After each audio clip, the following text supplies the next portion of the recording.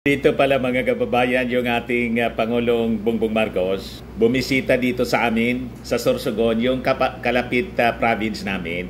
Sinalubong po niya ni former Vice President Leni Robredo yung ating Pangulong Bongbong Marcos. Excited po mga kababayan. Pati si Bam Aquino po. Excited sila mga kababayan. Unipink na po. Yung Uniteam nawasak dahil sa pag-alboruto ni Inday sa confidential funds na ngayon iniimbestiga ng Congress kasi talaga pong kagimbal-gimbal yung paggamit ni Inday ng confidential funds. You just imagine, sa renta lang po mga kababayan ng safe house, umaabot sa mula 45,000 to 250,000 per day yung naging renta. May isang case nga po na nabanggit si Akop, 500,000 one day. Yung ginastos mga kababayan sa rental one day, 500,000, 500,000. O ngayon, going back dito. So may bago ng ka-Uniteam yung ating Pangulong Bongbong.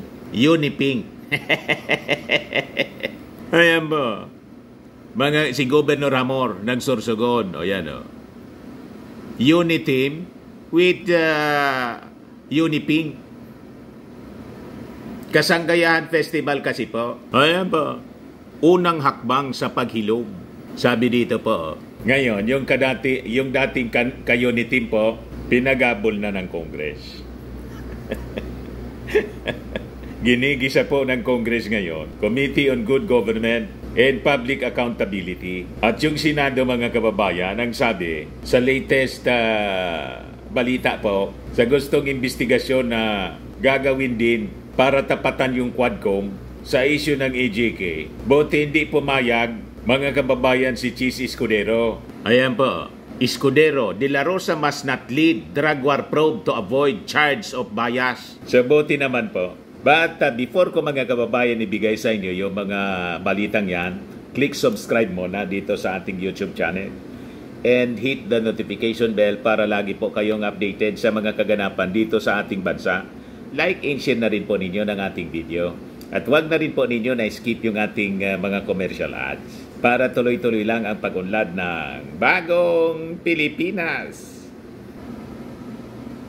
Itong ating programa mga kababayan, atid sa inyo nitong ating mga sponsors.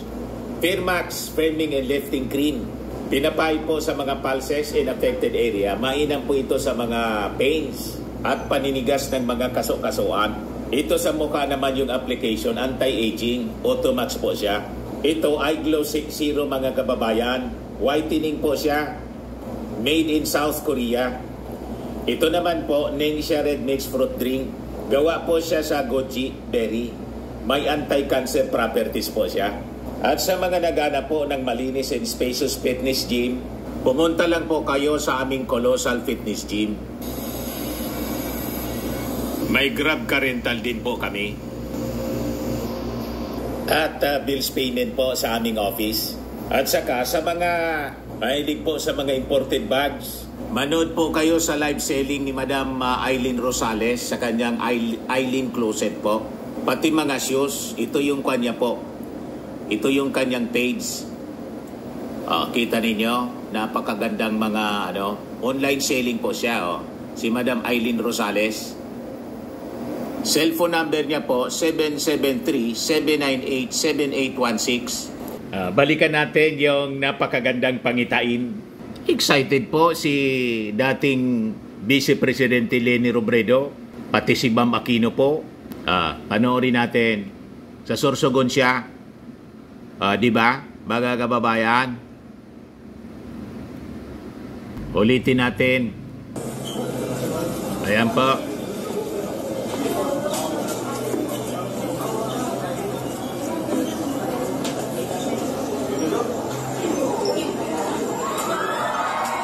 Nagkamay yung dalawa, mga kababayan. Nawala na yung animosities. Sabi rito, unang hakbang sa paghilom.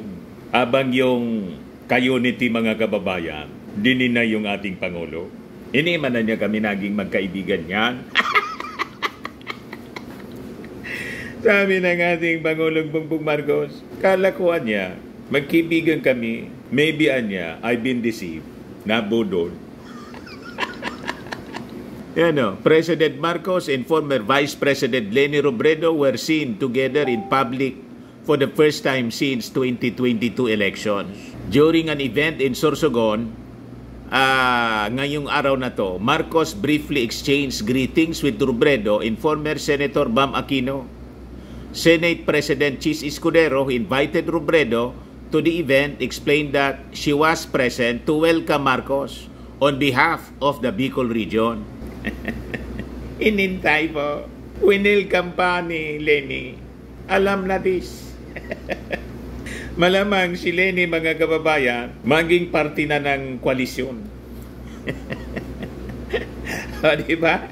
Masaya. Kaya tingnan ninyo, yung mga kakamping ngayon po, tahimik na, poring-pori na po sa ginagawa ng ating Pangulong Bongbong yung mga kakamping. Kasi naka-align siya, lalo na sa war on drugs, na ang ating Pangulo po, ang policy po, ay bloodless. At sa issue ng West Philippine Sea, ma-align po, abang yung ka-unity po, pro-China. You see, buti na lang humiwalay po. So sabi dito sa balita, the gathering took place at a newly constructed arena, a project initiated by Escudero during his tenure as Sorsogon Governor. According to Communications Secretary Cesar Chavez, Robredo welcomed Marcos upon his arrival at the venue with Aquino by her side. O yan po, nanliligaw si Bam Aquino sa mga Marcos supporters. Eleksyon eh. Ewan ko po, yung mga Marcos loyalists, kung iboboto iboboto si Bam Aquino. O diba? This marks a notable moment between the two political figures following the earlier contest in the 2016 vice presidential race, where Robredo won in the 2022 presidential elections, where Marcos secured victory. Wala nang magagawa, mga kababayan. Panalo by landslide yung ating Pangulong Bongbong. At maganda naman po yung kanyang ginagawa. Kaya yung mga kakampings po, nakita nila malayo sa policy ng dating administrasyon na isinusuka po nila. Kaya ngayon, kumakampi na po yung kakamping, unipink na po ngayon. Ayos. Pati po si Mrs. Lisa Marcos nandito. Kasanggayan 2024 kicks off in Sorsogon. Ito si Sorsogon Governor Hamor. Ito yung sabi ni Bam Aquino. Kami ni President Bongbong Marcos, we have worked on law together. In fact, the SK Reform Act, dahil sa aming partnership, we work on that law together.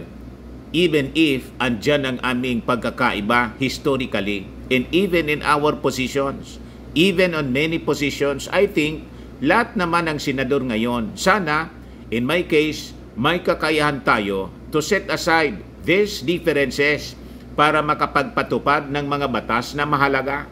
Yan ang sabi ngayon, mga kababayan, noong October 15 pa pala to sinabi, ni Bam Aquino. And after siya na magsabi niyan, nakipagkita siya kay President Bongbong. In Sorsogon, mga kababayan, sa Kasanggayan Festival. Talagang naghintay sila. Di ba? O ngayon, dito tayo sa sabi ni Chis Escudero. Hindi pumayag si Chis Escudero. Committee of the Whole yata yung magsasagawa ng parallel investigation. Kasi pumalag po si Senator Risa Ontiveros. Ayan po. Sabi dito, yung Senate President po ang magdidinig o mag-chair. Senate Deputy Leader, Minority Leader Risa Ontiveros has proposed the creation of Senate Committee of the Whole to be chaired by the Senate President, Chis Escudero, to investigate the Duterte administration's war on drugs. Ontiveros emphasized the importance of uncovering the truth particularly for the families of victims of extrajudicial killings. So sabi dyan sa balita, Ontiveros expressed hope that through this committee, survivors of the drug war would feel more comfortable coming forward to testify, ensuring that their voices are heard in the pursuit of justice. Regarding the potential attendance of former President Rodrigo Duterte as a resource person in the Senate hearing, sabi po ni Hontiveros noted that Escudero, as chair of the Committee of the Whole, would make decisions on such invitations.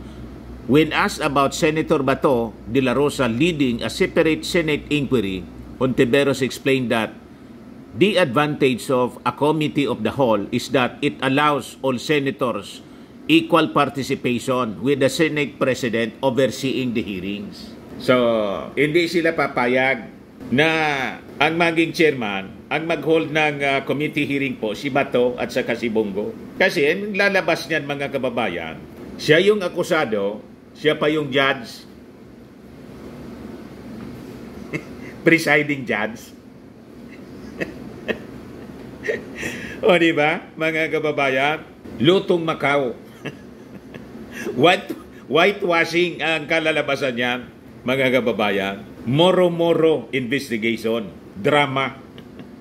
Si Bato pa naman po, mahilig mag-iyak-iyak, magdrama at magsigaw-sigaw. Paano niyan? Magsasabi ng katotohanan na walang pressure po, walang kinatatakutan, na yung nagtatanong mismo, dapat nga hindi dyan mag-participate po si Bato at saka si Bongo kasi kasama sila sa pinangalanan. Diba? Kaya ang proposal po ni Hontiveros. And with that, ito yung naging pahayag ni Escudero. Hindi dapat na si De La Rosa ang mag-lead ng probe para maiwasan yung akusasyon ng bias. Lagi man pong bias yan. Sa mga Senate investigation po, hindi ka panipaniwala yung mga pagtatanong ni Bato. So sabi po ni Escudero, harapin namin yan sa mga susunod na araw. Kukonsultahin ko ang mga ibang mga miyembro. Pero nakausap ko na si Senator Bato, kaugnay niyan. Sabi po ni Escudero, in a chance interview po sa Sorsogon City kanina. Ang sinabi ko sa kanya, anumang investigasyon na nais niya patungkol sa kanya mismo at kay Senator Go, mas maganda siguro kung hindi sila mismo ang manguna ng committee yon para walang aligasyon na ito ay personal at hindi impartial at hindi fair. Si Bato po, garapala na yung galaw. Very desperate po. Gusto niya magpatawag sila ni Senator Bongo. Si Senator Bongo yung una na nag-propose ng Senate investigation. Tapos, ang gusto nilang mangyari, sila yung iniimbestigahan, sila yung mag-iimbestiga. Sila yung akusado, itinuturo na salarin, siya yung judge, sila yung judge na dalawa. So, iimbestigahan niya yung sarili niya. At sinabi ni Bato, impartial niya na investigation yung gagawin namin. Ganon kakapal, mga kababayan sila. Butit hindi pumayag po si Senator Chis Escudero. Mabuhay ka, Senator Chis. Tama yung inyo pong desisyon. Best friend ni ni Lisa Marcos. Sasabihin na naman po, in-influensya ni Mrs. Lisa Marcos.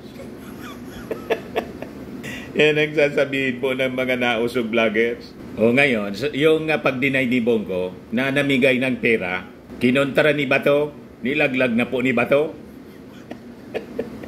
Sabi dito, sabi ni Bongo, bilang special assistant of the president noon, I have no participation whatsoever, directly or indirectly, in the operational requirements of the war on drugs. Sabi ni Bato, kahapon, namigay naman talaga yan ng pera si Bongo. Inutusan niya ni President Duterte noon pa. Sa Davao pa kami. Inong nag-CPNP din ako, kapag may command conference, bago mag-uwi, yun mga RD, may binibigay si Presidente na allowance. Iba man na niya, Mr. Maravillas, yung reward money sa allowance para sa war on drugs. Gusto ninyo na marinig, mga kababayan, yung sinabi ni Bongo noon? Napakadali magkalkal po ng mga recorded na mga pronouncements. Kaya ito si Senator Bongo po, malamang mamilipit ito sa Senate investigation. Kasi hindi naman lahat doon kakampi nila. Lalo na si Risa Ontiveros. Ito ang ebidensya, mga kababayan, na nagsisinungaling si Senator Bongo. Kailan ito? Inquirer. Duterte to announce names of Ninja Cop soon, sabi po ni Bongo. Sapa siya noon. 5 years ago. Pakinggan natin kung talagang hindi sila nagbibigay ng reward money. Kino-consolidate po muna ni Pangulo yung mga listahan, yung mga reports po mula sa iba't ibang ahensya ng gobyerno, PIDEA, sa intelligence community, at pinapa-cross validation po ni Pangulo ang lahat ng mga yan. Lalong-lalo na po ito nabalitaan niyang mga ninja cops at sangkot dito sa pagre-recycle ng droga. At sabi niya kagapon sa akin na kailangan malaman ng publiko na soon I think he will personally announce to the public kung sino po yung mga sangkot na ito. At importante po si Pangulo ang magsasabi. Sabi niya karapatan po ng Pilipino malaman kung sino yung mga ninja cop. Nabanggit rin po niya, nandiyan po rin po yung reward na kanyang sinabi noon, 1 million po. Kita mo, kinonfirm niya, 1 million. Pag buhay, kalahating milyon lang po. Pag lumaban, 2 million. Napakalinaw po, 1 million. Ang nabanggit po ay pagpatay, pagbuhay, 500,000. Pag lumaban, 2 million. Pero Tapos, 5 years ago. Pagkatapos ngayon, sasabihin niya, hindi man totoo. Yung sinabi po ni Garma, confirm. CIDG Davao serve as hub for Duterte's reward-driven drug war, sabi po ni Garma. Garma described a system where financial rewards incentivize extrajudicial killings over arrest carried out under direct orders from then President Rodrigo Duterte. She named Leonardo, Senator Bongo, and other high-ranking officials as key players in the operations. Leonardo's team, which included former police officers Romel Bactac, Rodel Serbo, Michael Palma, and intelligence officer Lester Berganyo, executed operations based on intelligence and received rewards based solely on killings. Cash rewards range from 20,000 to 1 million depending on the target. Kaya hindi pa uobra yung pagsisinungaling, pag-deny ni Bongo na record po ng Inquirer. Yan po. Ni Pangulo, yung mga listahan, yung mga reports po 5 years ago, Inquirer. Sa ibang ahensya ng gobyerno, PIDEA, sa intelligence community, at pinapa-cross validation po ni Pangulo ang lahat ng mga yan. Lalong-lalo na po ito nabalitaan niyang mga ninja cops at sangkot dito sa pagre-recycle ng droga. At sabi niya kagapon sa akin na kailangan malaman ng publiko na soon I think he will personally announce to the public kung sino po yung mga sangkot na ito. At importante po si Pangulo ang magsasabi. Sabi niya karapatan po ng Pilipino malaman kung sino yung mga ninja cop. Nabanggit rin po niya, nandiyan po rin po yung reward na kanyang sinabi noon, 1 million po. Malina, 1 million? Patay. Patay. Pag buhay, kalahating milyon lang po. Pag lumaban, 2 million. Tapos, yan ang sinasabi natin. O di, umarap kayo sa investigasyon ng Senado. Pero wag kayo wag kayo yung presiding. Wag yung committee ninyo ang hahawak kasi siguradong bias kayo in aid of self-preservation. In whitewash. Sino maniwala sa inyo hindi magiging bias impartial? Tell that to the Marines.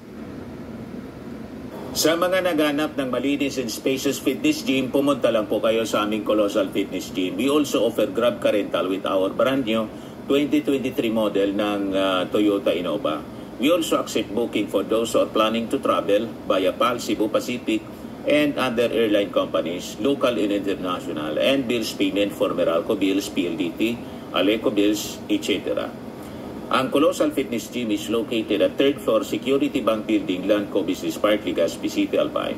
For inquiries, look for Chilon Maravillas. Contact number 0966-802-0949. Yan yung aming Innova. Lagi na pong matao sa amin. Pati mga foreigners po, tingnan ninyo, mga British tourists sila. Ang lalaki ng katawan na, mga kababayan, nag-gym sa amin. Ito naman po, Indian National. Ito mga mga European sila. Ito naman yung bago naming product na binibenta online, Eye Glow Serum. Whitening po siya galing sa South Korea. Tingnan ninyo yung epekto sa aking anak na architect entrepreneur, Riz Maravillas. For inquiries, look for Riz Maravillas on FB. Ito naman po, Firmax Firming and Lifting Cream. Pinapahid po ito sa mga pulses and affected area. Mainam po ito sa mga pains at paninigas na mga kasukasuan. Ito po, Automax Radiant Serum. Sa mukha naman yung application. Anti-aging po siya. You will look 10 years younger than your age.